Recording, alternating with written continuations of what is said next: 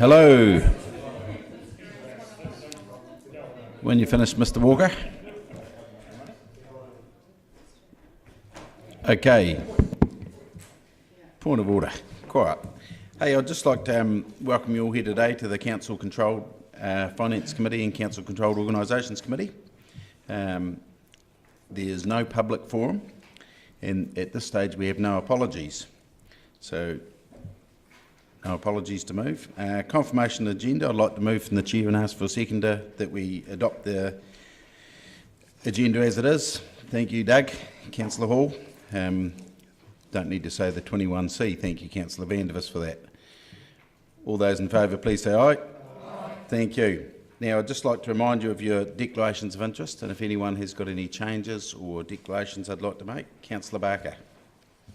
I have a change in those I am on the organising committee of the Otago Anniversary Day dinner, and that's being added in. It's been added. Any other changes? Well, with that, I propose that the committee notes and amends the elected members' interest register. Got a seconder, Councillor Hall. All those in favour, say aye. Against? That's carried. Thank you. Item 5, the minutes of our previous meeting. They are attached. Has anyone read them or got an opinion about them? I'm also happy to move from the chair that they're an accurate and true record. Seconded, Councillor Wiley. Any discussion? I'll put the motion. All those in favour say aye. Aye. Thank you. Against? That's carried.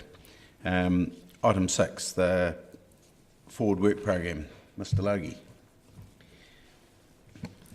Just a couple of things. The statement of intents and the 6 monthly accounts for the CCOs will be available for our next meeting, which I think is scheduled for March. Councillor Barker.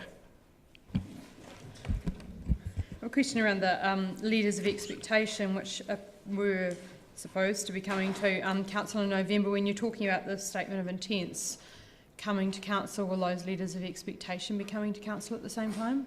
I will have a chat with the Chief Executive around the timing of the letter of expectation.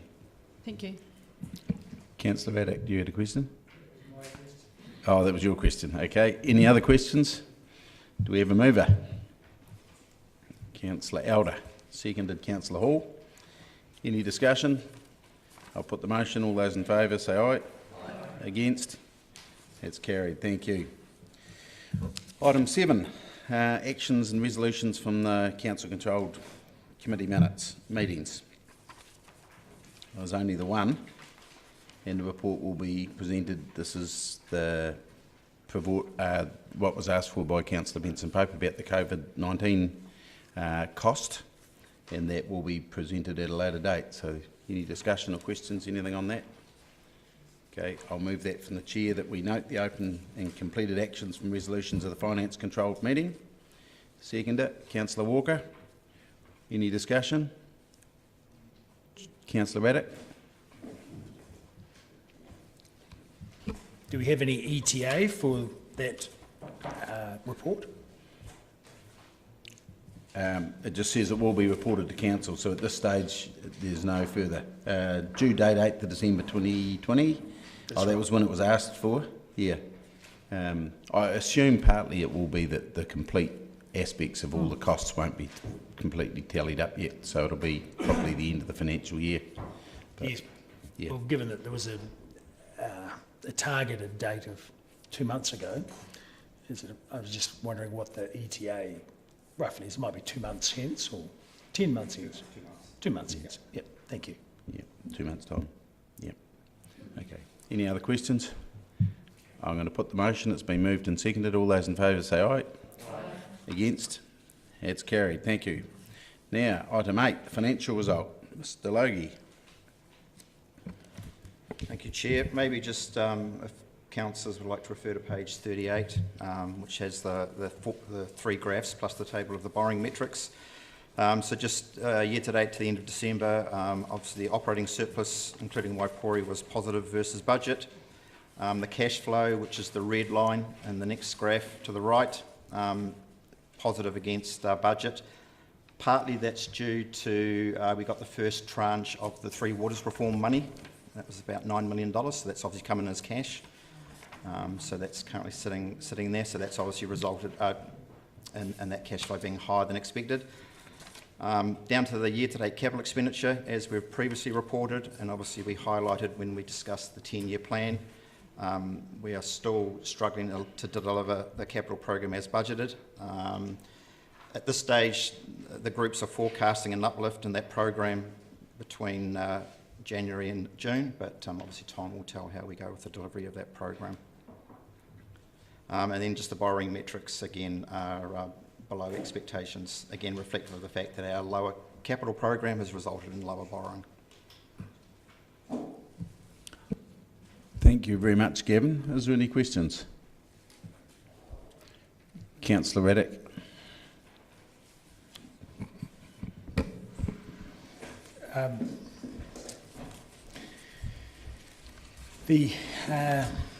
It looks very good, actually. Well, it looks good for the bottom line compared to year to date. But actual versus budget, we're tracking very nicely. Do you expect that to continue on and for us to actually be ahead of our full year budget by the way it's looking? So operation-wise, yes, it seems to be that we're tracking ahead. Remember that when we prepared the budget for the current year, we anticipated a little bit of drop-off in income in certain areas. Certainly we're not seeing that's the drop-off in the landfill. The landfill seems to have recovered pretty well. Our interest costs are below, but again, that's a reflection of the fact that we've got lower borrowings, but also the floating interest rate is slightly lower than we anticipated. Obviously, events can occur between now and the end of the year that may affect that, but at this stage it's still looking pretty positive. The challenge will be the delivery of the CapEx program. I think if we get to $100 million, we'll be lucky. And we seem to have taken a bit of a hiding in transportation. So there was $3.5 million lower in terms of subsidised capital expenditure, and another $1 million due to planning and project management costs. Why were these declined by the government? So they're not declined. Is that the case? The shortfall in the revenue is reflective of the fact that the capital program is running behind budget. So if the capital program is running behind, then obviously a claim for monies from the government is going to be behind. So that's just reflecting that lower capital spend. Right. So just being unable to do all this stuff. Great. Thank you. Councillor van der Vis. On page 36, other revenue, it seems to have gone up by 12 million, despite transport having gone down. Can you give us a bit of detail on where that 12 million came from, going from 49 million to 62? So can you just show me which line you're... Oh, second line of other revenue, near the top of page 36. Sorry, hang on a sec. 36. Oh, this is the collection of the money? Yeah, so this is a cash flow, not revenue. So this is reflecting the fact that we've got the Three Waters reform money. So it comes in as cash. It hasn't hit our revenue line yet.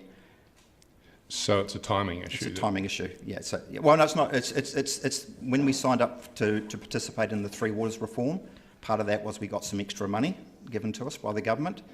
So how much of this 12 million is extra government so money? So 9 million of that is that extra money. And then the difference will be a little bit of uplift in the landfill revenue. Very welcome, thank you. Any other questions? Councillor Geary. Mr Logie, could you speak to item 8 on page 30 around the Waipori Fund and just enlarge upon that a little bit more around the favourable year to date? So again, when we do the budget, we have to anticipate a fair value movement in the equities associated with the Waipori Fund. We're reasonably conservative when we do that, and obviously the markets are doing better, and it's all equity markets are doing better, and we'll cover that off when we report about the Waipori Fund in the next item.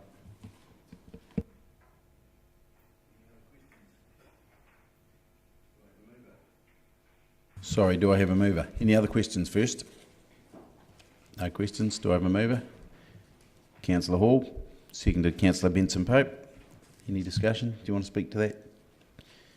Any other discussion? Councillor O'Malley.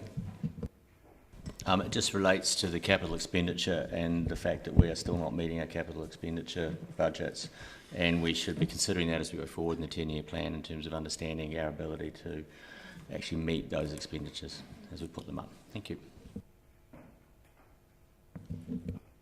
Yeah, I think that's a concern that we all share, and it's heartening to know that we will get to 100 million, but that is still short of our budget. But I guess in this year in particular, we can look at a number of reasons why spending CapEx might be a bit more difficult on the coming out of COVID and the difficulty of planning some of those things. But I think ongoing, it's certainly our aim to spend it. Any other speakers? Councillor Vandervis. Just on your statement that it's a concern that we all share, it's not one that I share. The dramatic ramping up of spending and our inability to do that, essentially an inability to spend other people's money on infrastructure because we're not that organised. I'm concerned that A, we can't afford to ramp up the spending in the way that we have been, and I don't think it's a credit to us that we are massively increasing spending unless we're getting any real value for that spending. And I can see that we will be getting value when we spend it in Three Waters, for instance, but I don't see it in all the other spending that seems to dominate. I'm thinking particularly of the pet projects, George Street, University area, and the latest $53 million in transportation projects. I'm deeply concerned that our inability to spend is seen as a negative. I think we should be very careful about the extra spending and making sure that we get real value for it. Thank you, Councillor Vandervis. Any other speakers? Councillor Hall, you want to reply? Oh, sorry, Councillor Geary. Thank you, Mr. Chair. I just wanted to note that I am focused on that capital spend and us reaching our targets, because through doing that we're going to deliver infrastructure that our community has made very clear it wants to see us deliver. That's what they've asked for.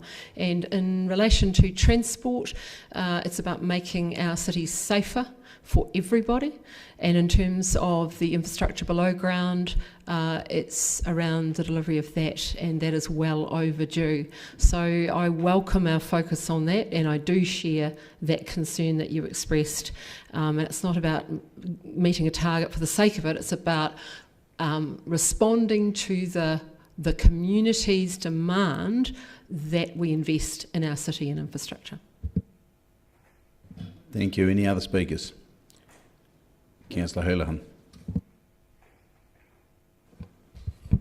Yes, I'd just like to say I do agree around the infrastructure. We've seen recently what happens when our pipes and infrastructure get older.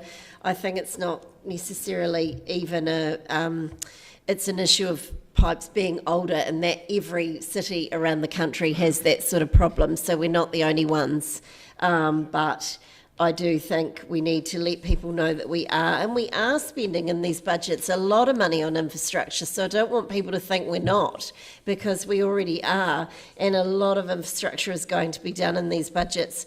And but yeah, absolutely, I would agree with Councillor Vandervis, and I would be cutting quite a lot of those things in the traffic budget.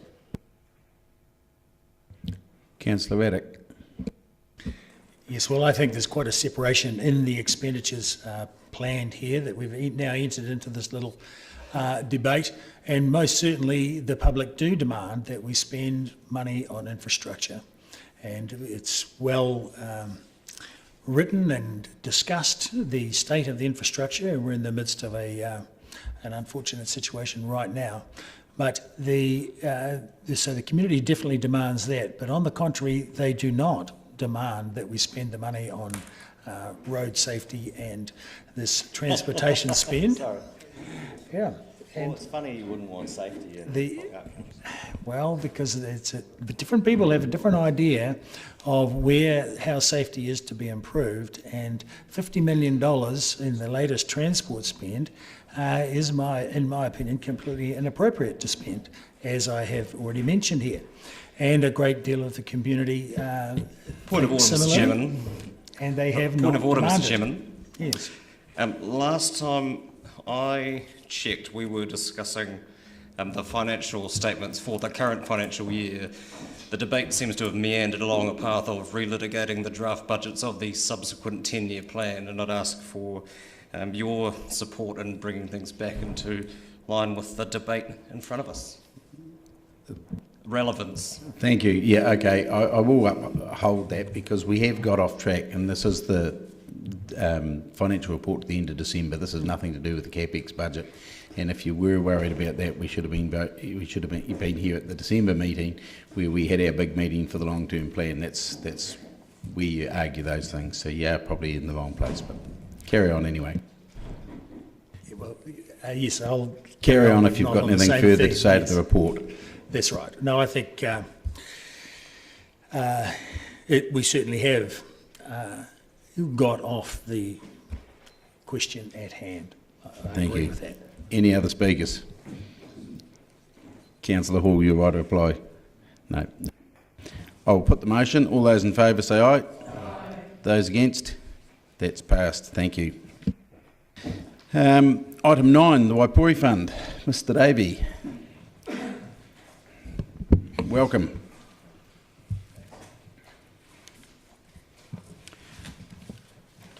I'm sure the report has been read, but would you like to preface the discussion with some comments? Yes, sure. The fund continues to perform well, with gains of 4.2% over the quarter compared to benchmark gains of 3.8%. The increase in value was 4.1 million, and the fund now exceeds 100 million. So a good quarter, following the previous solid quarter also. Any questions, Mr Davey? Councillor Vandervis.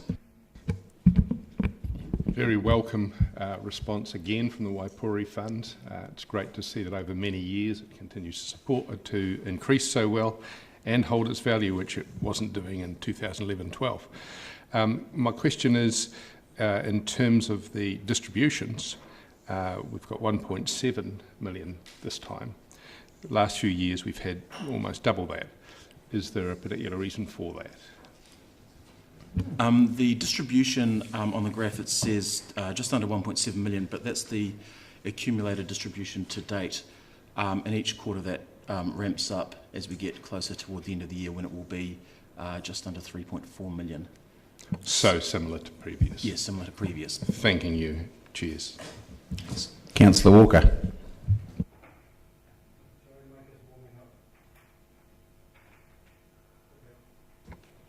Not going anywhere, are we? Yep. Thank you for the report. A couple of questions I have. One is on page 50 of 58. It's just quite a large shortfall in terms of the dividend income. I think with 90 something. Sorry. 50's not. No, it's not. So is any thinking why that is? Is it related to COVID-19 and the fact that companies are paying less dividend, or any concern there? Yes, some dividends have been paid back with COVID-19, but that's probably a temporary thing. But some have been paid back a little bit, but the fund still continues to perform well. And I'm just curious as to why on page 47, when you're talking about the ASX and the fact that we fall fairly short of the benchmark there, that you allude to the 3 stocks that are in mining. Any reason you'd choose those specifically and not other stocks that are similarly risen by double-digit figures? Really just because those are the largest stocks, like Rio Tinto, Fortescue and BHP are very, very large in that mineral space. So really just because they were the largest stocks in that sector. I just read it as it was almost maybe a critique of a previous council's decision not to invest in those stocks. Nothing to do with that. No, it wasn't really a critique. All it was really attempting to do was just compare Australian equities over the quarter. They had a very strong gain over the quarter, and just really to explain it, that it was really due to the strong performance of minerals and resources stocks in the sector. Just really making that comparison, really. Councillor Geary. Thank you, Mr Chair. Mr Davey, your comment on page 48 around the US markets, there's been a couple of things happen since then, and it tips its hat here to the 900 billion stimulus package. Do you have any further comments to make around trends, given it's a very fast-moving situation? Yeah, the only other thing I'd make comment on is that the Democrats' win, their election win, has been a strong kind of underlying kind of stimulus to markets, which I think will continue just versus the Republican outcome. Any other questions, Mr Davey? Do I have a mover? Councillor Walker. Councillor Elder will second. Would you like to speak to the report, Mr Walker? Mr Walker, yes. Forgot your name. Thank you, Mr Lord. Or Chair, Mr Chair. Just thank you for the report. Yep, it's very substantial.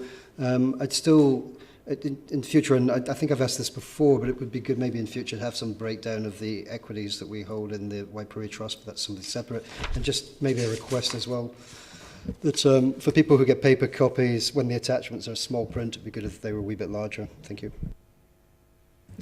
Any other speakers? I won't give you a right of reply. You're just wanting free share broking advice. I'll put the motion. All those in favour say aye. Aye. Against? It's carried. Thank you. Item 10, Dunedin City Holdings Limited Prudent Financials. Mr Logie will speak to that.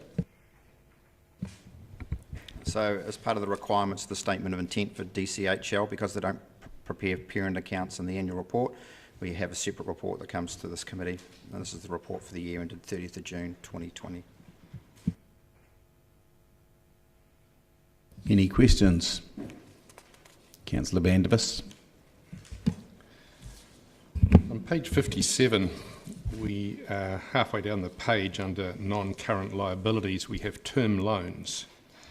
Now, these mysterious term loans from Dunedin City Holdings Limited seem to have gone up more than $4 million, a similar amount to a good chunk of the shareholders' advance that's been paid. What is the reason for this increase in term loans? Is it to pay the shareholder advance? So the increase in the term loans was the money required to fund the deficit in Dunedin Railways to effectively pay off their loans, so that's referred to in the report. When we were told about the mothballing of Dunedin Railways, we were told about a $1 million liability. We're now looking at $4 million here. Is that all now due to Dunedin Railways? So just so we're clear, the $1 million was a commitment from Council to provide support for the next 12 months in Dunedin Railways.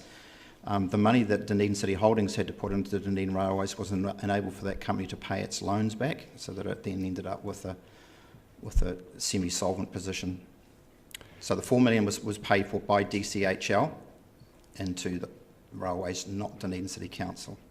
I understand that, but my question is, and it may be a question for somebody else here, why is it that when we made the decision to mothball Dunedin Railways, we weren't told that we were going to have to, or DCHL was going to have to fund another $4 million?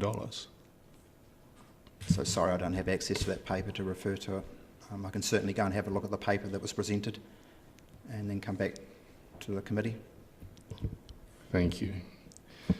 In terms of the interest on the shareholders' advance then, $5.9 million, that has come from where exactly? So that's effectively funded from the dividends that come into the DCHL parent company. Right, and that's just the interest that has been due from the shareholders' advance. So that's the interest that's paid to the Dunedin City Council on the $112 million shareholder advance. Yep. Okay. Thank you very much. Any other questions? Councillor Barker. I did have your name written down too, but I'd written your first name. Thank you. I just have a question around on page 51 around the group management fees. And I noticed they've gone up, or the budget was $350,000 and now they're $546,000, having gone up. Can't percentage-ise that in my head, but $200,000. Is there a reason for that?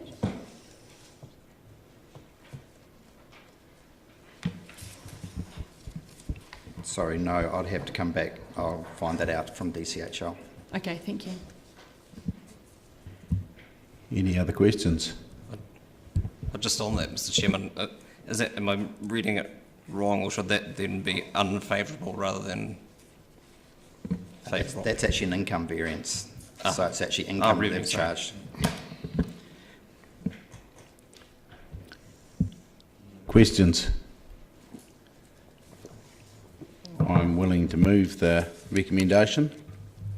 We note the reports of the Dunedin City Holding Parents Company. Mayor Hawkins will second. To speak. I thought you had your hand up. Anyone else? Councillor Vandervis. I note another really quite disappointing deficit on page 51, where we were budgeted to see 1.5 million and instead have a negative 5.1 million. That's 6.7 million less than budget. Some of this has been explained by what was needed to bail out Dunedin Railways Limited, but we continue as a council to fund essentially companies that have continued to not perform and not give us a dividend. I note in this morning's news that Mosgiel has another power outage, East Taieri this time. That's on top of several power outages that they had last year. This council, again, has not, I believe, addressed the fundamental issues of our council companies. DCHL is doing its best to at least pay the interest, if not any dividends, to us, but is having to dip into further borrowing, essentially, to do that, as I read it.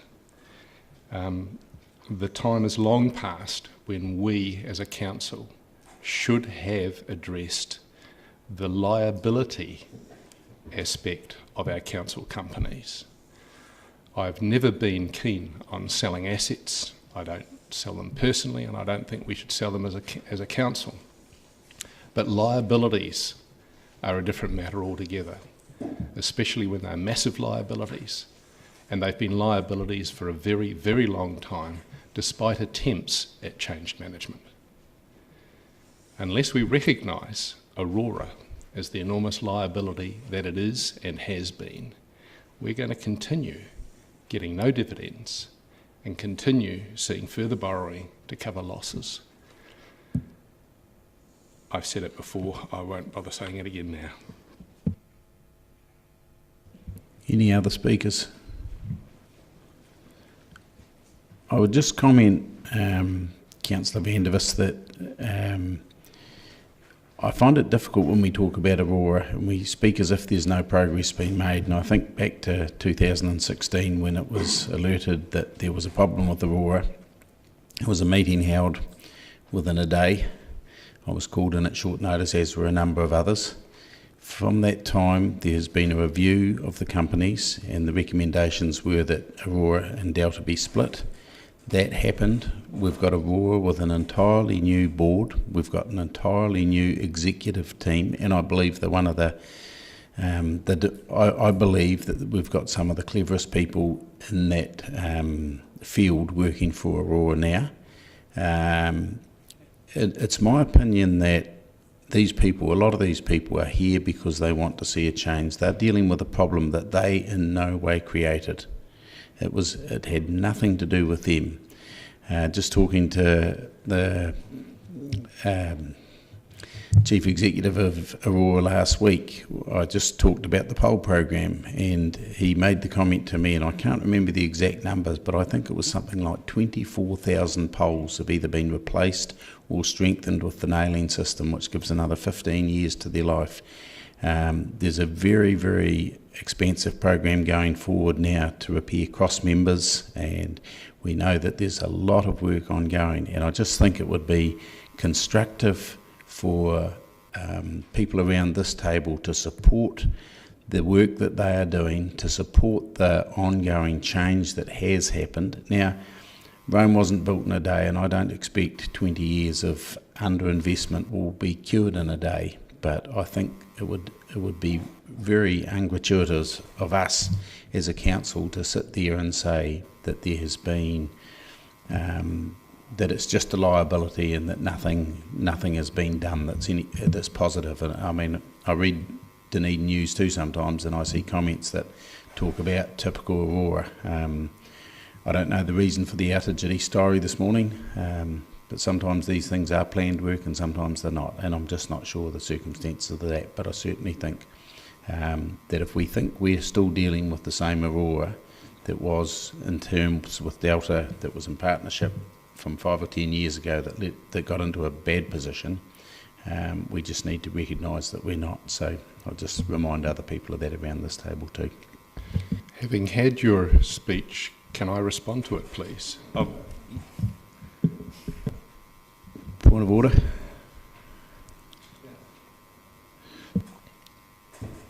Not at this time, Councillor Bandavis. Is there any time when I can respond to it? Chair Lord. You can talk to me later, or any other time you choose to.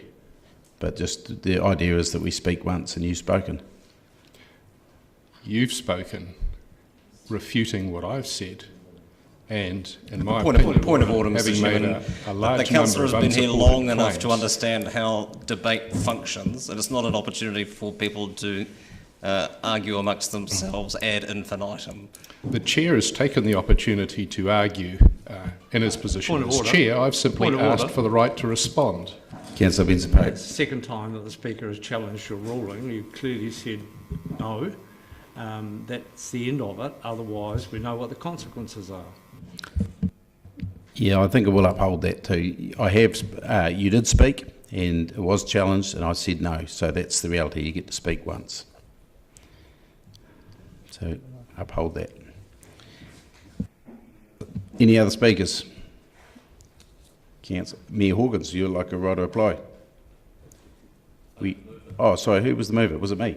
Me, sorry. Okay. Well, I've had it then. Okay, I'll put the motion. All those in favour say aye. Against? It's carried. Thank you. And with that, I'll close the meeting. We'll have a break of 5 minutes.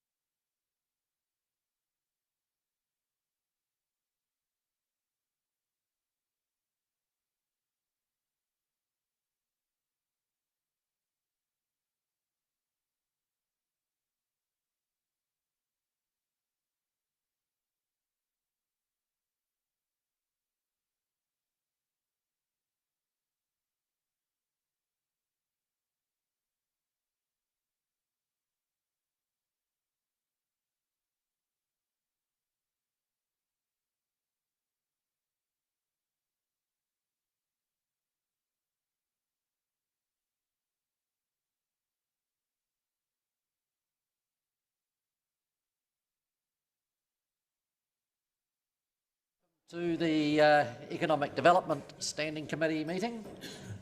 Welcome to the media, to staff. I don't think we have any other members of the public. We have no apologies. Confirmation of the agenda. I'll move that we confirm the agenda. Seconded Councillor Wiley. All in favour? Against? Carried. Declarations of interest. Has anybody had any changes over the last few minutes? If not, I will move that we confirm the note the elected members' interest register and confirm the proposed management plan for elected members' interests. Seconded Councillor Elder. All in favour? Against? Carried. Confirmation of the minutes. Now, we're going to be confirming minutes that are tagged as confidential. They've actually been released, so in the time since our last meeting they became public anyway, so I'll move that the committee confirms the public and confidential minutes of the Economic Development Committee meeting held on the 9th of October 2020 as a correct record, and notes that the confidential minutes were publicly released in November 2020. Seconded Councillor Walker. Any discussion? If not, I'll put it. All in favour? Against? Carried. That brings us to the reports. The Economic Development Committee Forward Work Programme. Mr Christie. Just one thing to note there, Chairman, is that the observant among you will notice that we have some of the items in the Forward Work Programme scheduled for April, and at this point in time we are trying to secure a date for an additional Economic Development Committee meeting, which will be around end of April, or end of March, beginning of April, which is why some of these items are in that month. Otherwise, happy to take questions. Questions, councillors? Councillor Barker. I just have a question around the COVID recovery plan. In June the 30th meeting, it said that the Dunedin Partnership's working on an economic recovery plan, and that it would be presented to council as soon as possible, and I just wonder if that's part of the work programme here? Yes, we can include that in. We're expecting we will get an update from Dunedin Partners as part of that program of work councillor. It's also been referred to in the work program for the Otago Regional Economic Development Agency, so part of the ORED work, which Mr Liggett might speak to in the activity report. But it also does refer to most of the work program for Enterprise Dunedin, so we are incorporating a lot of additional activities as a result of COVID recovery as part of our activity reports. Councillor O'Malley. I don't know whether to capture this in this or the next item, because it was actually came out of the council, and that was the tabled report on COVID Relief Fund. When are we expecting to see that tabled item come back up? We are currently working through light business cases for that, and we'd expect to be able to bring those back to council within the next month or two for further discussion. We may be bringing them back as individual pieces of work because they've all got different timelines attached to them now, and in some cases we are looking for other sources of funding outside of just council funding.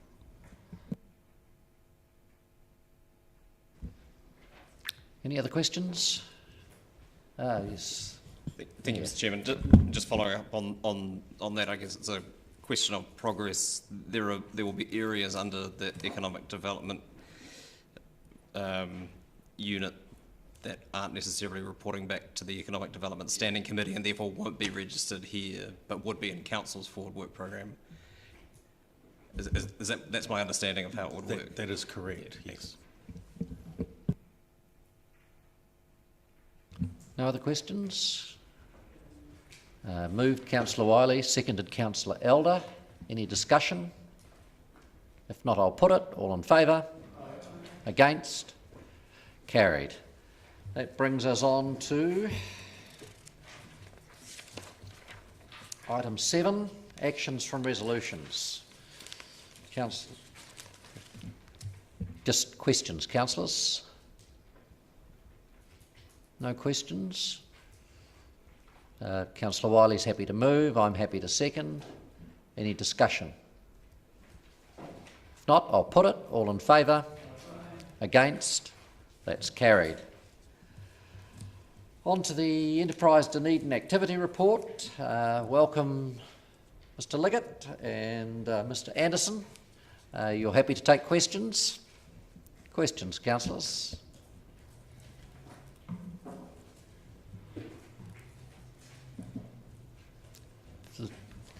Councillor Walker.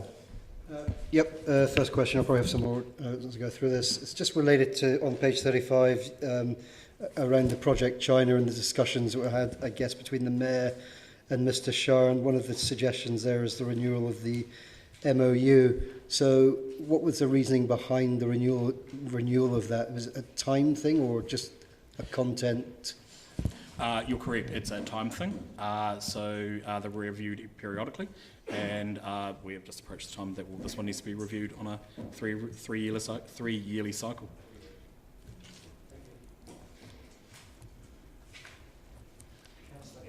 Sorry, Councillor Gary. Thank you, Mr Chair. I had a question through Mr Christie, and it's possibly for Ms Reid, I would imagine. Study Dunedin, any updates from when the report was written, because that is quite a moving feast in terms of students and announcements from the government. I see Ms Reid over here. I might just defer to Mr Liggett and Ms Reid if she's available to come to the table, just to provide you with any updates around particularly the international education.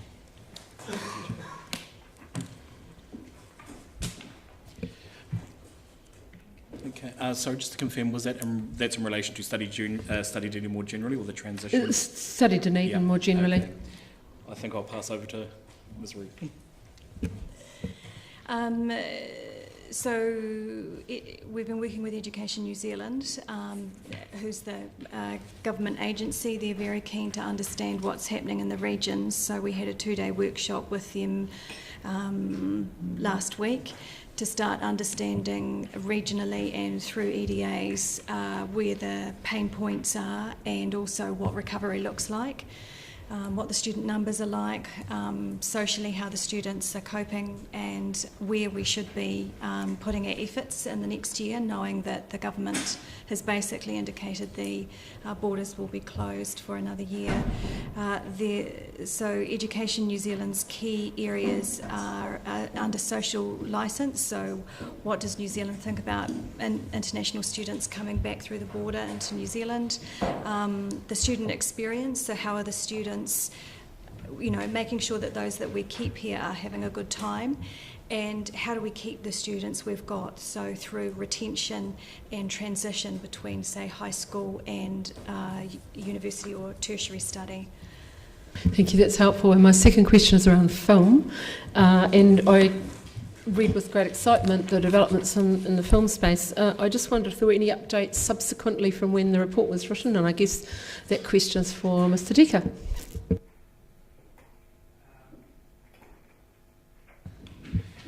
Thank you, Councillor. Everything's going very well with the Netflix project that's in pre-production at the moment, and the report notes a huge jump in the number of inquiries that we're receiving, and that really is reflective of what's happening across the country as well, that New Zealand is seen very favourably as a place to have major film and TV produced, and that's certainly coming through to our team and our office, our region as well, and we have a number of really promising looking inquiries ahead of us.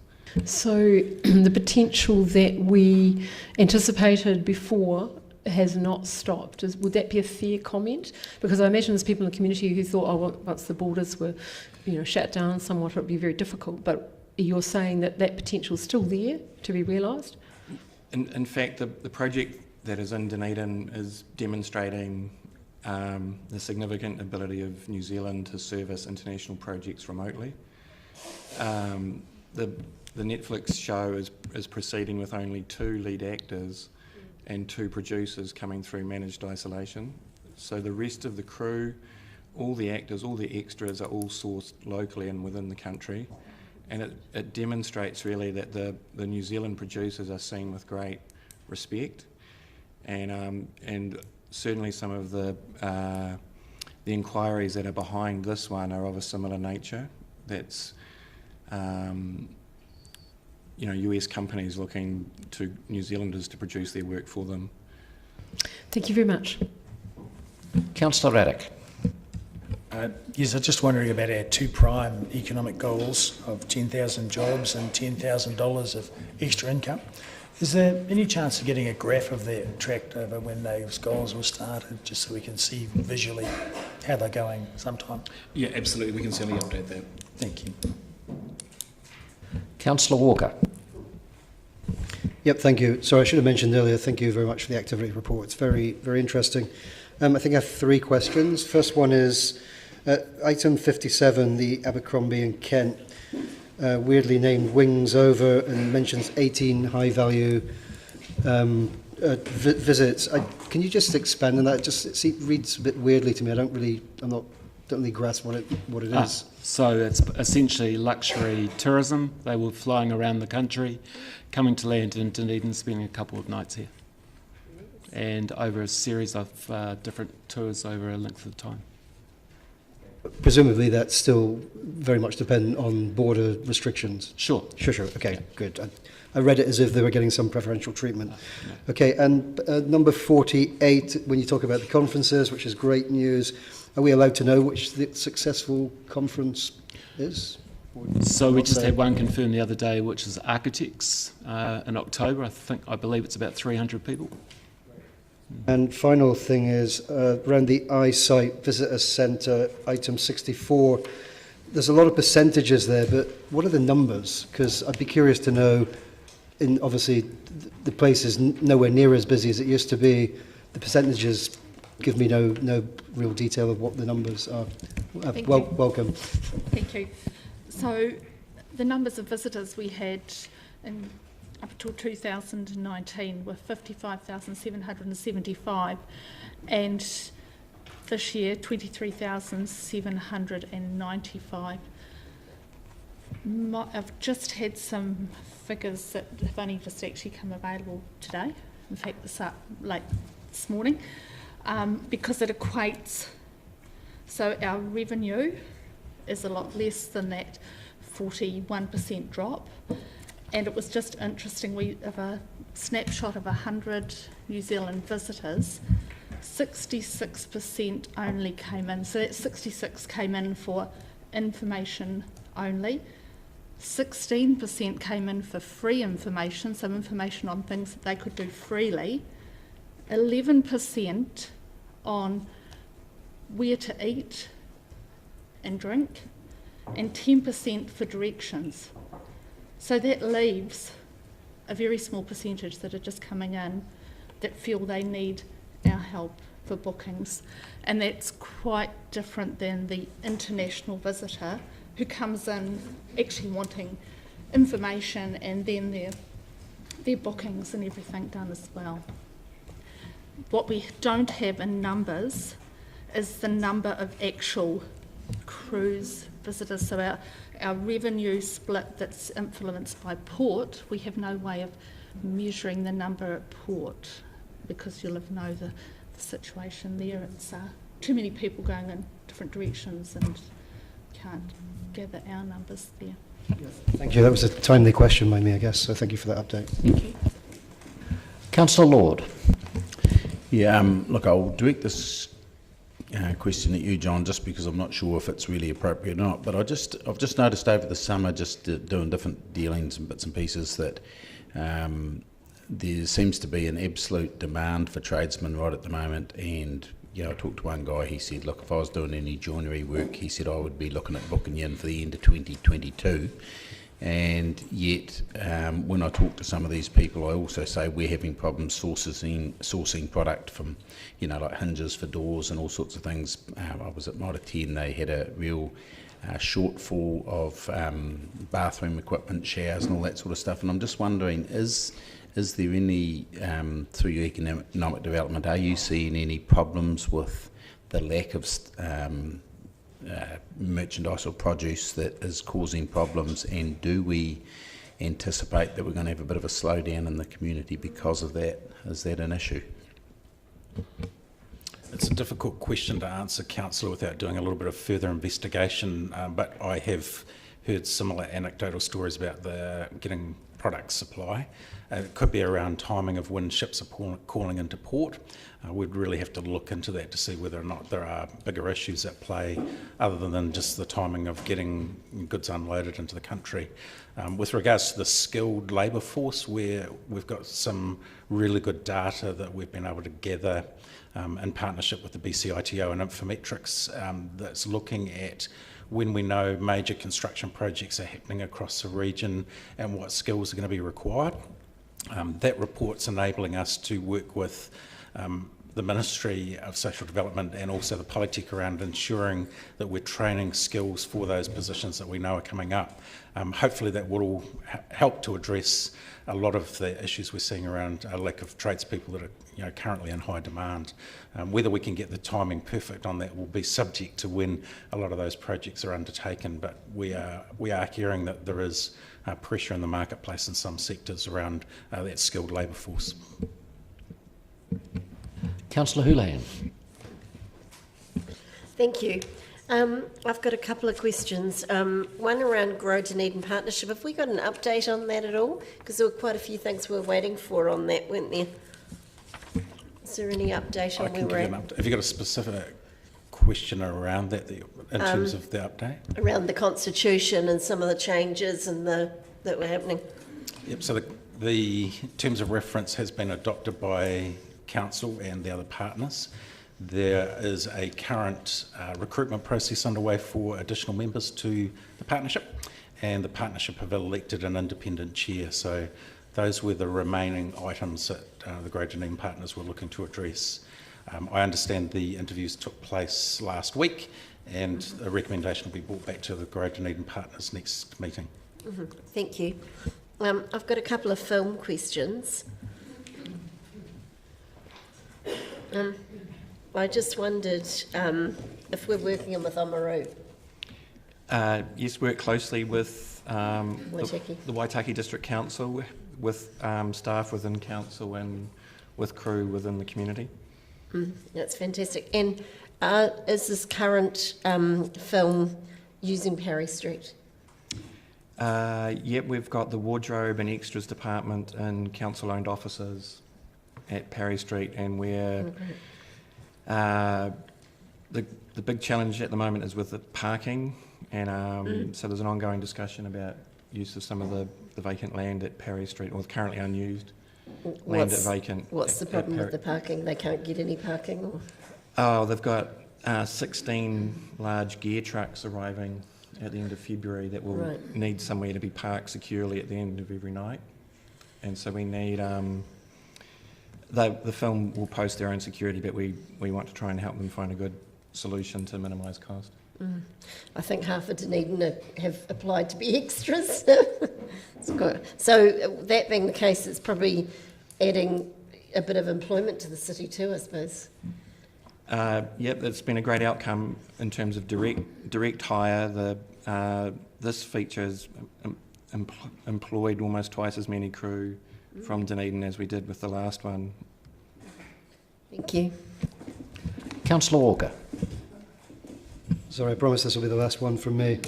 It's about item 52 in the Plan D, which I guess is analogous to the molars. You either love them or hate them. And the fact that there's going to be a report coming back to council. I guess the question is, in your experience, is it easy or difficult? I imagine it's difficult to measure the success of is it quantifiable? Because I guess in many ways, any sort of marketing campaign by its very nature is ephemeral. So that report that we've said we'll report on in June will detail everything we've done and the outcomes where we can measure them. So a lot of the campaign is around awareness, always hard to measure. But I think that the recent TripAdvisor report that suggested Dunedin was in the top 25 of new and emerging destinations is one response. And as I said, we'll report on whatever we can in that June report. I guess, in answer to my question, there is no real quantifiable way of measuring a specific marketing campaign? There are some within the campaign. So, for example, operators within Dunedin, a lot of them don't have automated booking systems. Part of our STAP research program around data is to work with the operators and try and gather that data and report back on that. We're working with a group of 4 operators that we're doing that in a trial sense, and we've got anecdotal evidence from those 4 around the success of Plan D, but it's very difficult without decent booking systems. So if I'm Joe Blogg sitting in Gore, see a Plan D, go, wow, that looks like Bali, I'm going there, come to Dunedin and somebody asks me why, I have no idea why I came because I can't remember Plan D. Well, I think you'll find that some of the research we'll be reporting on the next activity report will quantify that as well. We're in the process of completing about 4 different pieces of research around Plan D and the wider perceptions of Dunedin. We just had one come in today from Angus and Associates, and I think in April, May we'll be as well as informed as we've ever been about people's perception of Dunedin, why they want to come and what their expectations are. We don't have that at the moment. Yep. Councillor Elder. This question's for Fraser, just around the Code Grants program. I was just wondering what the feedback was on the numbers that applied for that and the quality of the actual ideas that were presented. In terms of the quantum, we were incredibly surprised around the number of expressions of interest that we received in. Proportionately, it far outweighed similar activities that have been undertaken in Australia, especially around South Australia and Western Australia. I can't quite give you the ratio off the top of my head, but it was significantly higher in terms of a city the size of Dunedin versus a city the size of Adelaide, for instance, in terms of the number of proposals that actually had come in. In terms of the quality, Mr. Ponting, who is the establishment director of Code, was really encouraged with the quality of the proposals that had come in, and hence why it took a little bit of time to actually go through in terms of providing some of that wraparound support in terms of guiding the 56 applicants that we had to the full RFP process. So we were really positive and really excited about it. And were there some fledgling ideas there that you can nurture that aren't quite ready yet? Or yeah, absolutely. The while seven proposals will fit under the first grants round, we're certainly not losing contact with the other applicants that came through. And one of the things with Code is access to mentors and very knowledgeable people in gaming, both nationally and internationally. And that's some of the things that we're really eager to put that wraparound service within there, so we just don't leave them sort of hanging. Okay, this might be a question for John. Just around the business clinics and business vitality, I was just wondering if there'd been an increase in the number of people needing support and advice because of COVID-19? And yeah, surprisingly not. It's probably pretty similar to what we'd experience in any other given year. You would expect there might have been some increased activities, but I think most of that would have been referred to the Chamber of Commerce through their mentoring and business programs that they've got. So the clinics that we run are probably more around sector-specific areas or areas where they need to have touch points with council. And just about those business clinics, they're run on a regular basis at the library, is it, or? Yep, they're regularly run. I think we have a weekly schedule of staff that are available to meet with the public on an as-needs basis.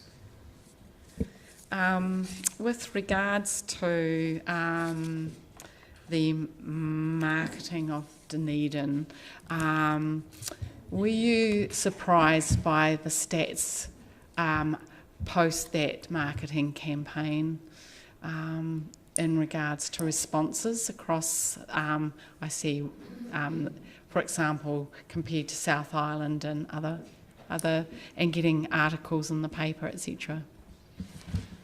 So the response to that is that across New Zealand, RTOs have had varying standards of performance. So all the urban centres are down 19, 20, 25%.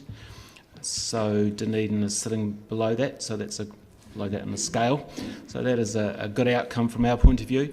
I think from, rather than phrasing it as Plan D, our response has really been a COVID-19 response, which is one of the reasons we want to run the campaign for a year. So it is not a single campaign, it is evolving into a multi-pronged campaign, which is why we'd like to report in June. All the awareness that we've gained will be detailed in that report, and I think you'll find that very impressive. Thank you. Councillor Barker. Thank you. I have a few questions. I wondered one about the eyesight and if there had been any data or any anecdotal evidence of any businesses stopping trading, any tourism businesses? So there's some businesses that were cruise reliant that have basically just mothballed until that situation closes. There's others that have reduced their operating, and one just closed last week, but that was because of the person's ill health, which would have been inevitable, that closing that business. There's been 2 that have sold their plant off. So at the moment, the others are all offering some type of product, in some cases limited to what they used to be. Yeah. So we don't have any actual figures on what businesses have closed or? No, because some of them are not, some of them actually haven't said they're closed. Right at the moment, there's a product review going on as part of STEP, and when that's done, that will actually give a much better picture, because that's when operators will be they're being asked to tell us what they were doing before COVID, what they're doing now and what they propose to do. So, but I do know that there's 2 anyway that are at the moment they're closed for business, but once the international market starts to reappear, they are still intending to reopen.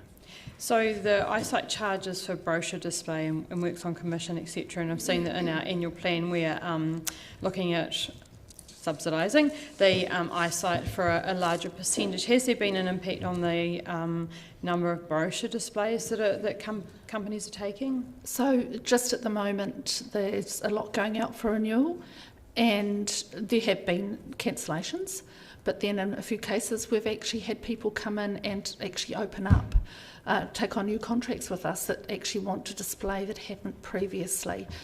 It's an area that hasn't been it's an area that's been retrenching anyway over the last few years, as people have to decide, businesses decide whether they're going to go more digital or brochure.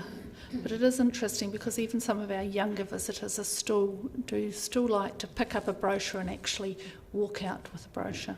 Yeah, I guess I'm concerned on the amount of financial impact that this is having on the eyesight, with if people are not taking as many brochure displays, if you're not getting as much commission, and I see that in the LTP is that the percentage of subsidy is going up a lot, and I just wonder if that's the percentage that we've put is in line with what you're seeing. I think it was going up from, I haven't got the figures in my head, I know it was about 70% or something. Right, just at the present moment we're actually returning above what we've budgeted on for this readjusted COVID budget. So we're certainly looking at all the other alternative ways of actually generating, and we're trying to actually reach out there and get the message out that we are actually experts in the New Zealand product and be more itinerary driven as for our customers as well. And now that we're actually moving away from the school holiday period, we do have a lot more retirees, empty nesters coming in the last week to fortnight, and they're the ones that actually are much more responsive to the eyesight being able to help and plan for them. So, yeah. And I note that you gave 6 months free brochure display for operators. That's correct, isn't it? That was right, yes. So is there any other help that's available to the tourism sector through the eyesight? Just that we're trying to promote all our local as much as we possibly can. And okay, thank you. Okay. This is not a nice question. I just want to clarify the timing around the COVID recovery plan, because we had the report that was tabled in December where there were three sectors coming to get grants, and for my preference I would like to see a COVID recovery plan before we actually give any grants. I think you mentioned that they might come separately to council, and my concern is that we don't have an overview of what's happening. I wonder when we might expect that recovery plan. So I've referred to a couple of pieces of work that you'll be aware of as councillors. One was the ILM process that Grow Dunedin Partners undertook, which was looking at how we could best respond to the need to recover economically as a group of city stakeholders. That work has got an implementation plan that's being actively worked on. That will come to council. I think we had that for time for April, councillor, so that will be a report from them detailing out how they anticipate dealing with ongoing COVID response. We have the work that Mr Liggett's been leading with the regional economic development agencies. That is contained in this report in terms of an update. They will provide further regular updates to the activity report in terms of the work that they are undertaking. And the rest of Enterprise Dunedin's work really is on ensuring that we are looking at every sector that we represent in terms of a COVID response plan. Thank you. My next question is around going back to the Martin Jenkins report. I think Councillor Houlihan brought up something before. There was specifically around the customer satisfaction measure, which was one of the 19 recommendations that was made, and said that it should be reported regularly. And through the reports, it says that the Enterprise Dunedin was going to hook into the DCC's customer experience monitor, and I wonder how that project's going and if we expect to get any reporting back on that. Yes, so that'll be reported back as part of Council's wider reporting on the customer experience program of work. We've been part of the trial program for the Smiles part of that, which is being run through the eyesight, but we will also be looking at other measures around customer satisfaction. The Net Promoter Score was one that I think was recommended in that report, and we're still evaluating that, and we'll bring that forward as part of the wider work that Council's undertaking in terms of reporting back on the wider strategy work as well, Councillor. Thank you. Following on from that, just around the strategy, and I think I've mentioned this before, about that we have an activity report here, but I just wonder when we're going to get a report on all 13 of the actions that were agreed with in the economic development strategy, i.e. projects like red carpet, red tape. I'd like an update on where that is, and project ambassador, etc. Some of these projects we're not getting reports on, and I just wonder where they are. Yep, so we're just trying to coordinate that across all of Council as part of that wider piece of work to make sure we've got consistent reporting back, and as you know there'll be some further work done on that. I understand that's being brought to Council at a future meeting or a future workshop for discussion, and we'll be actively part of that discussion to make sure that we've got the reporting that you require. Thank you. Councillor Benson-Pope. Thank you, Mr Chair. Earlier on you made a comment about perception and investigational research about perception about the city. Mm-hmm. Is that all external, or does that extend to what our own residents think of the tourist product and the value of the city? So there's 3 pieces of work. One that we just received today is the 6-month report on Australian and New Zealand residents on their perception of Dunedin. Another piece is ongoing measurement of conversation around tourism sentiment in Dunedin. That's international and domestic. And the third part, which we'll receive at the end of February, is resident sentiments about tourism in Dunedin. So Dunedin residents are being surveyed about their sentiment. Thank you. Councillor Houlihan. Thank you. I've just got a question around, or two questions, one on code and another one around tourist operators in Dunedin. We've read terrible stories about Queenstown and how, you know, the city's sort of the resort is struggling, mainly because of the number of international tourists they relied on. Are you able to say what percentage we rely on international compared to domestic? I'm assuming Dunedin was more domestic, is that correct? That's correct. Mr. Anderson will correct me if I'm wrong, but our domestic market's about 60% or was pre-COVID. Right. And have we found that that's sitting still around 60 or has it gone up? It's hard to measure other than through domestic spend, so that's in the activity report, and that varies from month to month, as you'll see. The outcomes for the report for November hasn't come forward yet, so I don't have that figure. No. Okay, thank you. And so is there do we have any fears that we might see tourism operators, you know, closing down like they're threatening to in Queenstown?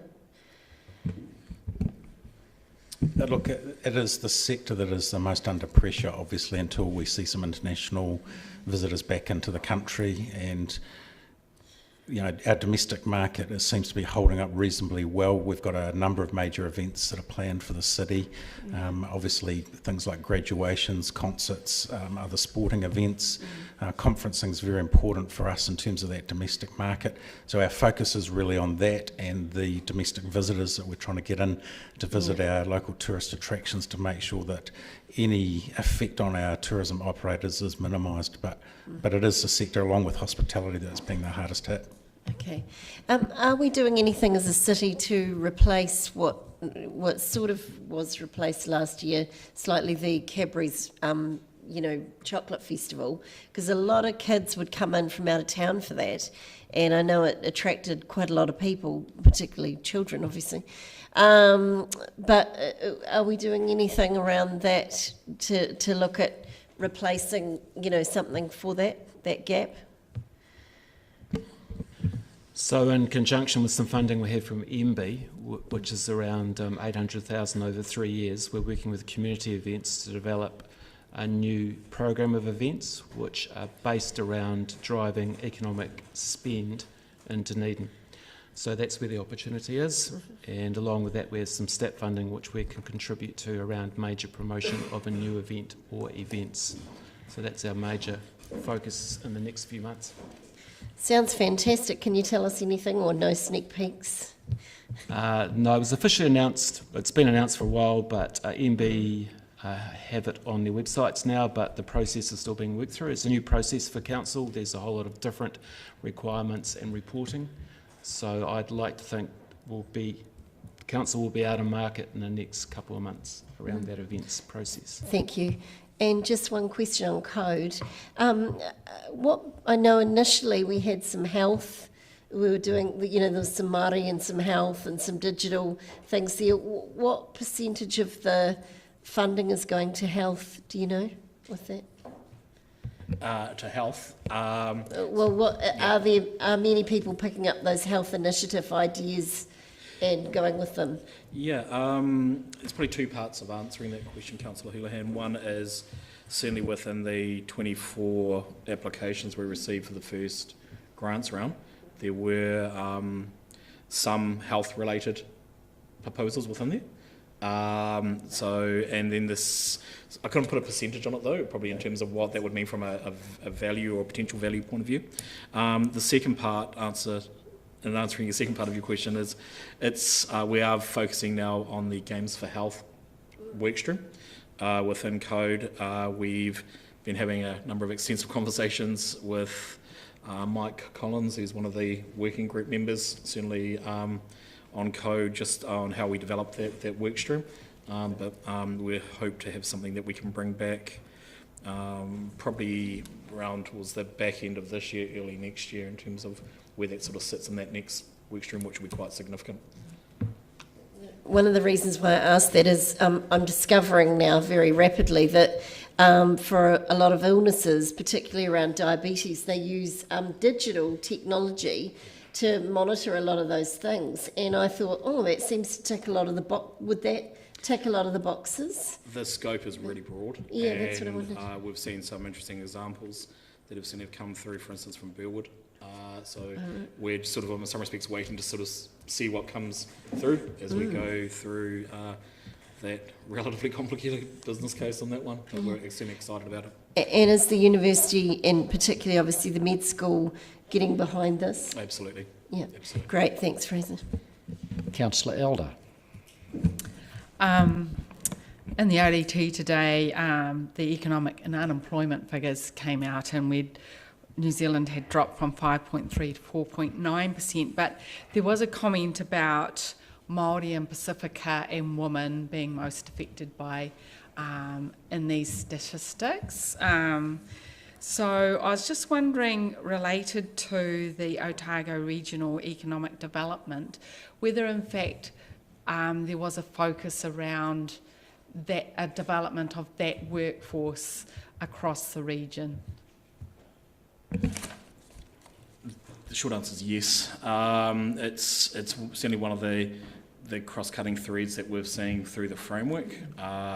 It's around prioritisation of key groups within a range of activities around attracting talent, productivity, sustainability. So short answer again is yes, that's going to be a key thread for the activities that we're looking at there within our plans.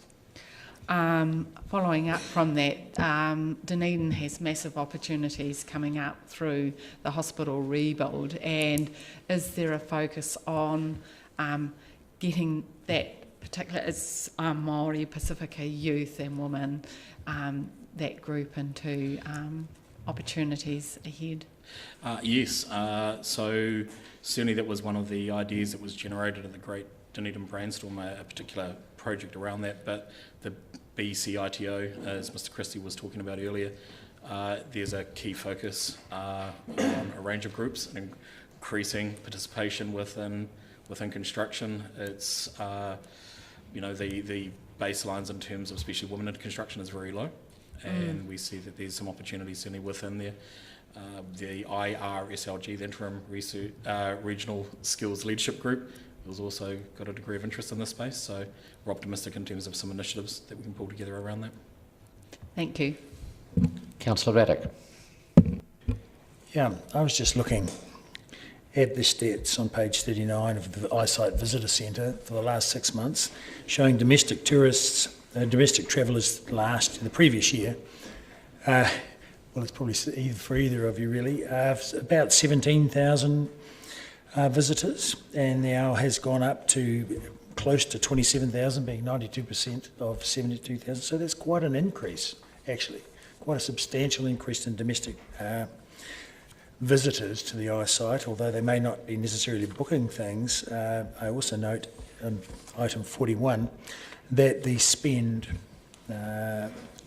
comparison of the last 3 months visitor spend, which is only going back to October, is quite a substantial increase from 47 to 53.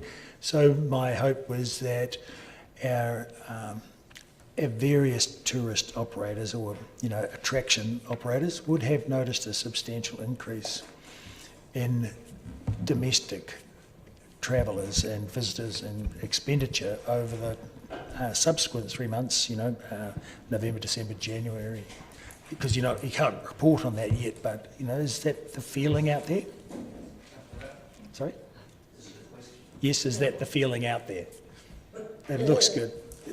So, look, some operators are actually, the success of operators in Dunedin is varying. Some are doing very well and some are not. And I suppose a lot is reflective on the ability of the individual operators to actually adapt to the market and to adapt their product to a domestic clientele rather than an international. So some are doing much better than others. If that answers your question, Yes, Councillor? yeah, absolutely. It was just the numbers looked okay, so I'd like to just hear that there is that some positivity in some areas and within our community, within our attraction community. Councillor O'Malley. It's a code question. It's just clarifying after Councillor Houlihan's question. Code is specifically around gaming, is it not? So when we're talking about the medical IT, we're not talking about an IT fund for medical, but in fact it has to be gaming, like say post-stroke recovery kind of stuff. Yeah, that is correct, Councillor. Yep. Thank you. So we've had a Games for Health thread in the original business case. We just need to unpack that a little bit. Yeah, but just again, setting expectations, it has to have a gaming component to it. Absolutely. Thanks. Councillor Elder, you were happy to move? Seconded, Councillor Wiley. Discussion, councillors. Do you wish to speak? I just bought some information I collected online, and I've got the picture here of Explore Dunedin, 25th emerging destination in the world through TripAdvisor. I've got the Dunedin district fostering the next generation of startups. So that's really good news, printed in the spin-off. So there is a lot of good news stories out there. The hospital rebuild and the Otago Regional Economic Development looking at the opportunity for training. That's a good news story. At the same time, our tourist operators are struggling, and I encourage people to visit local, and also international students are still an issue, and encouraging them to continue to study in New Zealand and particularly in Dunedin would be a goal of ours.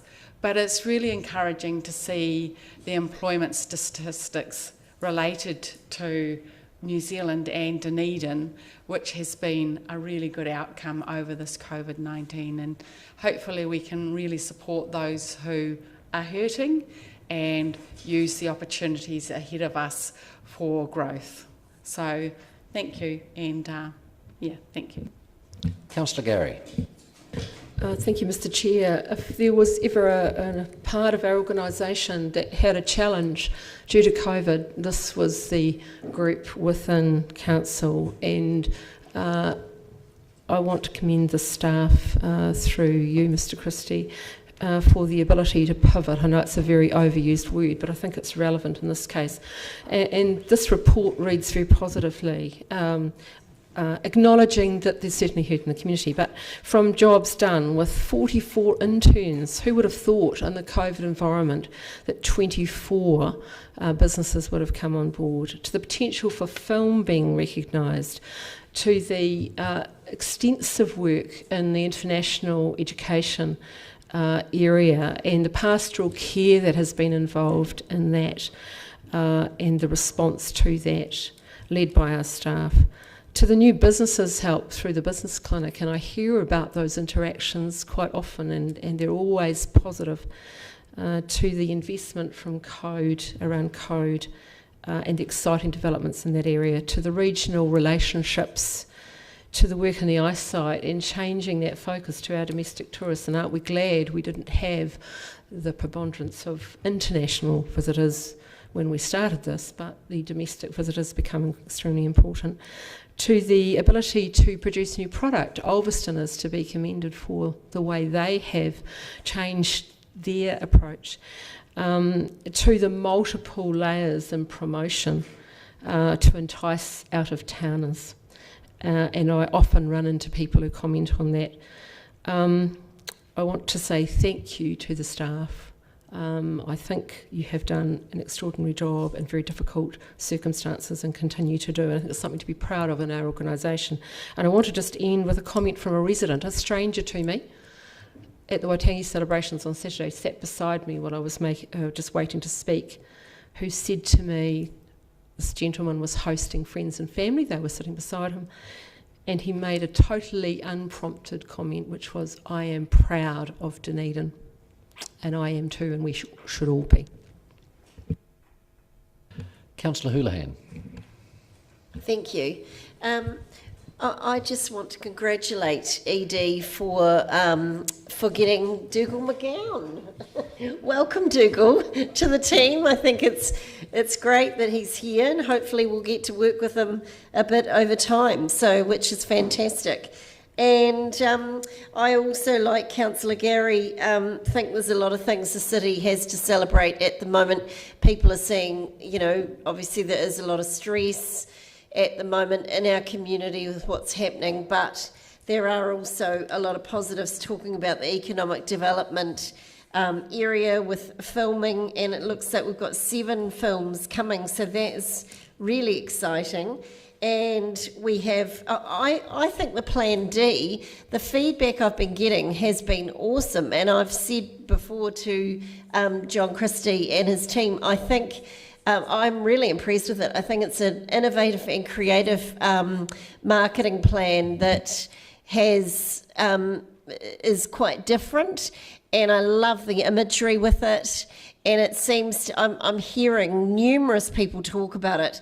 So that's to me obviously it's not exact figures on success, but that tells that's always a good sign if people are talking about it and they're saying where did you see this or that, and they're saying, oh, we've seen this thing on Bondi or this on Bali or and I really love it. I think it's so innovative, one of the best plans I've seen in years, so well done for that. Thank you.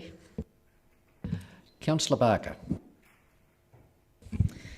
Thank you. I'm a great believer in recycling. However, I am frustrated, and it pains me to feel the need to recycle my speech from the council meeting of June the 30th, 2020 in relation to the COVID Recovery Fund.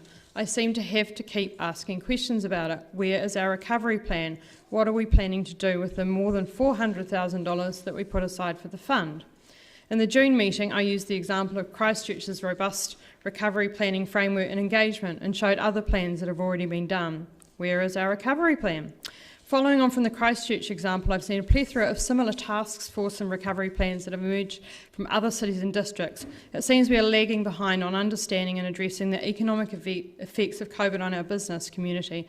In particular, tourism is devastated in Dunedin. Things are tough. The pain is real.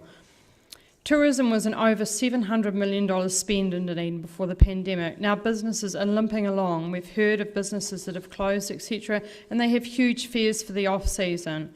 And I wonder what we're doing to plan to help our impacted sectors. We've put money aside, now we need a plan to implement it. My request in June was that I wanted to see a recovery task force, not just Grow Dunedin Partnership, but across all sectors, that we need to look at best practice before we invest. I said I want to see a plan before I will agree to investing any funds in the recovery, that we should have a robust needs analysis and cross-city engagement. Also, that we owed it to the people who are paying for the support fund to invest it wisely. After the brainstorm in September, we had 3 requests for funding in December, which were then tabled, and we haven't seen the requests again, though we're told they'll come soon. In Dunedin's case, the reports presented to Council at June 30 meeting wrote that, quote, GDP is working on an economic recovery plan. Next steps said that the GDP recovery plan will be presented to Council as soon as possible. It's more than 6 months later. That's frustrating. My second point today relates to the activity report from Enterprise Dunedin. I've often asked how the reporting relates to the economic development strategy, and apart from the section titles, the projects don't seem to link entirely with the projects that were agreed with the community. There were 13 projects agreed with in that strategy. Today and often, I just see activity reporting, whereas our strategy, made with our community, gives very clear framework for reporting, evaluation and monitoring. Biannual reports on actions, outputs, objectives and measurements. Detailed progress reports every 3 years. A formal review in 5 years, that would be 2018, not done, and conduct in-depth evaluation of key projects and initiatives with strategy partners and the public. I've read and searched through the EDC reports for the past few years and I don't see this occurring. We've had the Martin Jenkins report to Council in January 2019 about Enterprise Dunedin's performance with 19 recommendations, and this hasn't been reported back to Council since July 2019, and I asked a question specifically today about the customer satisfaction. We've seen slipping resident satisfaction, with the latest ROS economic development satisfaction falling 7% to 47%. We need better oversight and accountability for our annual $6 million investment in economic development. I've often talked in these meetings about council strategies, how many are outdated with minimal oversight and implementation. We've been assured and we've had reports that the strategies are all going to be reviewed from May. However, I ask in the meantime that we have reports aligned to our strategies, the measures and outcomes that we're investing in. As people often say, stick to the knitting. I want to see reports on how we're implementing our economic strategy, plus the measurable results. As Councillor Raddick asked, around the 10,000 jobs, where are they? Can we see a graph? We need to show the difference the work and investment is making. As I've said, we invest around $6 million annually into economic development, and today we are seeing an activity report with a level of detail that I think as governance is not strategic. What I'm interested in is outcomes and measurements and the delivery of the strategy's aim to increase skills, incomes and jobs opportunities for Dunedin's residents. Councillor O'Malley. Thank you, Mr. Chair. I just wanted to comment on marketing and the assessment of successful marketing or not. And I sort of go back to my own experience with development of therapeutics, where after you've proven that you're not going to kill the patient, your phase 2 trial is to do you have positive clinical indicators, but you can't make the drug until you have meaningful clinical outcomes. I'm taking those two analogies and taking the word clinical out and just putting economic in. And I would say with our marketing plan, and with Plan D especially, we do have positive business indicators coming back from Plan D. There's no doubt about that, so I congratulate us or the team on that. But when we judge whether or not this is successful or not, we'll have to have meaningful economic outcomes.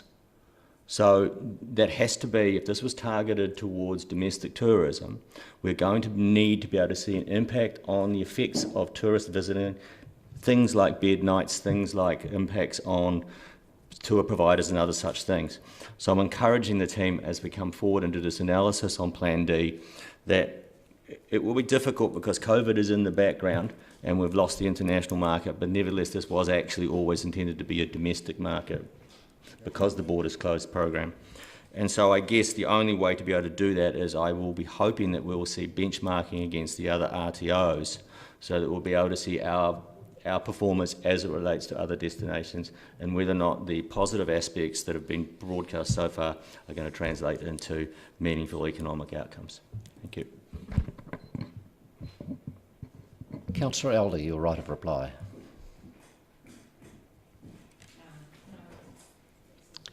In that case, I'll put it. All in favour? Against? That's carried.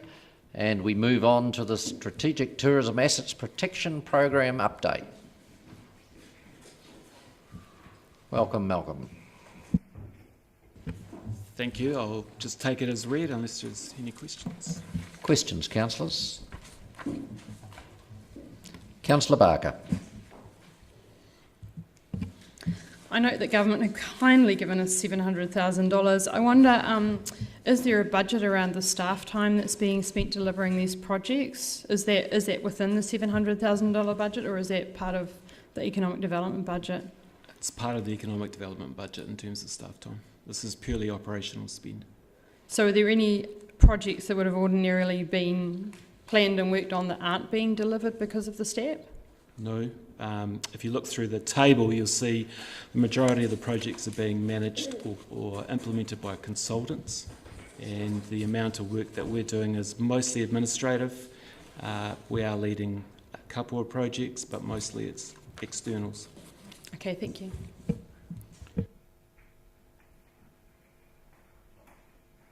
Councillor Houlihan. Thank you. Are you able to talk a bit about the cultural audit marketing and the Kaitahu input into marketing brand? What will that mean for our city? Sure. I can, in essence. It's a new opportunity that we identified as part of the STAP funding, that we aren't aware of Kaitahu's views around our marketing and our brand. And certainly across the other RTOs in the country, there's been a big push to work more closely with Māori. This is one way that we can achieve that. It's about to kick off in the next month, so still some work in progress. Councillor Houlihan.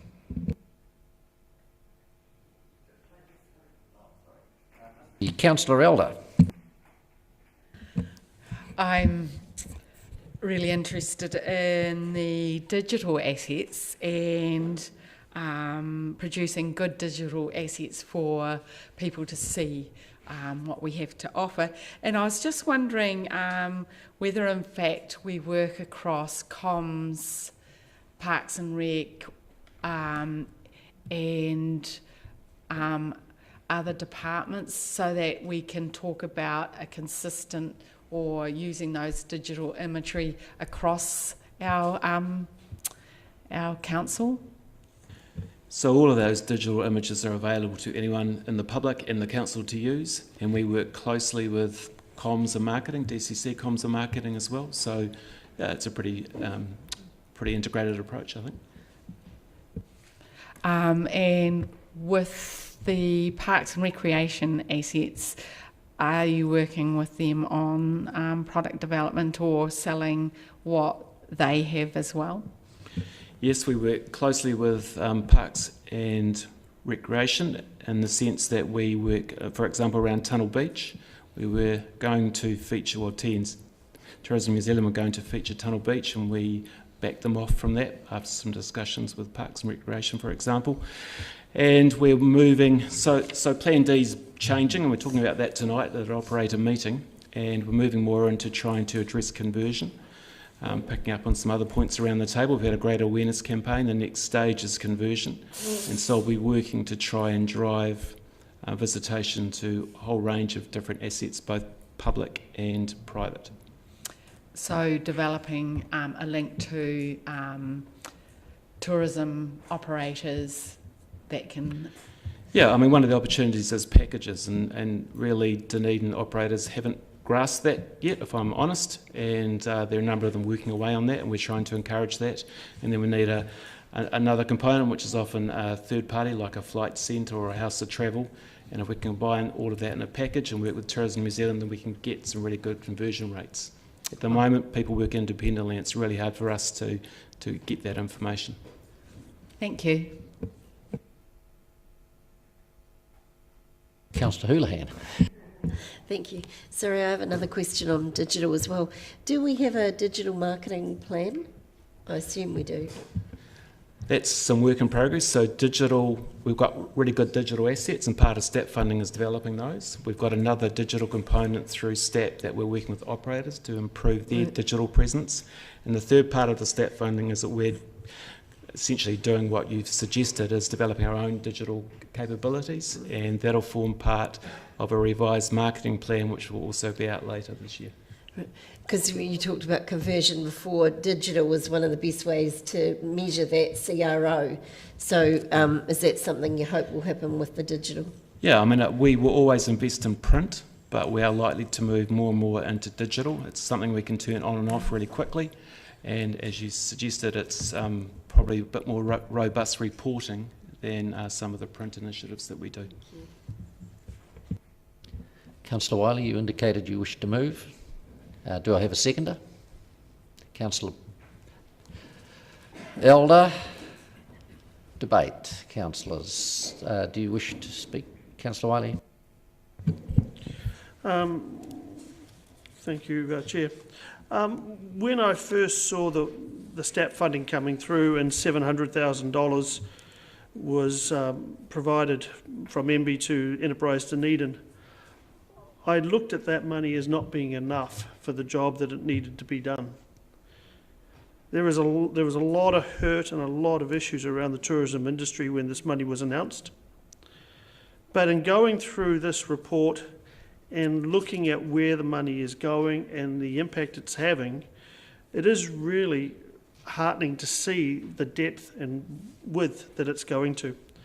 You know, as we go through and we read about all the different projects, this is going to be very positive about strengthening the tourism industry going forward, about telling our story locally and internationally, but also the amount of collaborative work that's going in with organisations around the city, but also across the region and the south, 45 South, across Otago Southland. We are a destination but we're a destination also as a regional destination. We need to partner with a lot of people, and this does cover a lot of that off. So thank you for this report, and I'll be really looking forward to seeing where when these reports come back to us, or when the updates come back to us later in the year. Thank you. There's no other speakers. In that case, I will put it. All those in favour? Against? Carried. Thank you, everyone.